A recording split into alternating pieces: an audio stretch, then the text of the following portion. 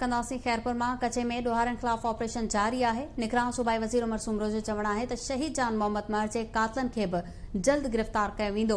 उमर सुमरो वधीक ॻाल्हि ॿोल कंदे चयो आहे त शहीद जान मोहम्मद महर जे कातलनि जी गिरफ़्तारीअ लाइ ऑपरेशन जारी है। फातिमा क़त्ल केस की जांच में पुलिस ऐं ॿियनि इदारनि जे कम मां मुतमइन नाहियां। अपडेट कयूं पिया अवां खे खैरपुर में कचे में ॾोहारनि ख़िलाफ़ ऑपरेशन जारी है। निगरान सूबाई वज़ीर उमर सुमरो जो चवणु है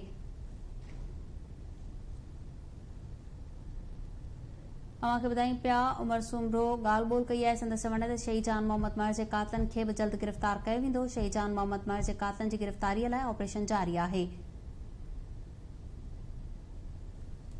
शहीद जान मोहम्मद महर जे कातलनि जी गिरफ़्तारीअ लाइ ऑपरेशन जारी है। फातिमा क़त्ल केस में जांच में पुलिस ऐं ॿियनि इदारनि जे कम मां मुतमइन नाहियां।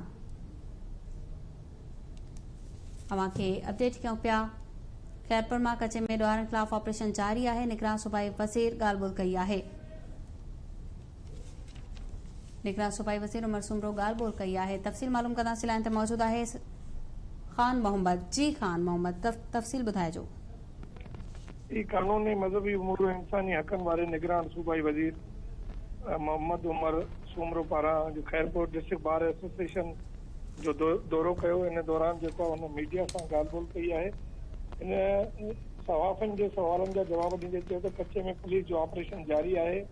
जल्द ही शहीद जान मोहम्मद महर जा जे कत्ल में मुलविस जवाबदारनि खे गिरफ़्तार कयो वेंदो। अहिड़ी दावा हिन सूबाई वज़ीर पंहिंजो उमर सुमरे कई। जान मोहम्मद महर कत्ल केस जे कुछ मुलविस जवाबदारनि खे पुलिस गिरफ़्तार कयो है। वधीक जवाबदारनि खे गिरफ़्तार करण लाइ कच्चे में ऑपरेशन जारी है।